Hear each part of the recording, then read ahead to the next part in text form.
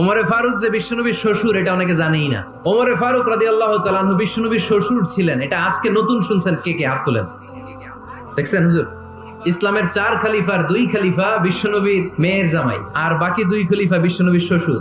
সাইয়েদনা আলী রাদিয়াল্লাহু তাআলা আনহু, সাইয়েদনা উসমান যুন-নূরাইন বিশ্বনবীর মেয়ের জামাই। উসমান রাদিয়াল্লাহু তাআলা আনহুর কাছে বিশ্বনবী 2 মেয়েকে বিয়ে দিয়েছিলেন, একজন মারা যাওয়ার পরে আরেকজন। বিশ্বনবী বলেছেন এরপরে আরেকটা থাকলে ওইটারও বিয়ে দিবেন। সাইয়েদনা আবু বকর শ্বশুর, বিশ্বনবীর স্ত্রী আম্মা জান আয়েশা রাদিয়াল্লাহু তাআলা আনহার বাবা।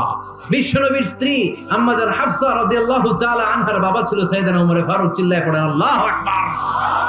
জান্নাতে যত নারীরা যাবে, নারীদের সর্দারিনী হবে সাইয়্যিদাতুনা ফাতেমা রাদিয়াল্লাহু তাআলা আনহা। এই ফরিদপুরের যত ইয়াং স্টারেরা তোমরা যারা জান্নাতে যাবে, তোমাদের লিডার হবে সাইয়েদনা হাসান আর হুসাইন রাদিয়াল্লাহু তাআলা আনহুমা।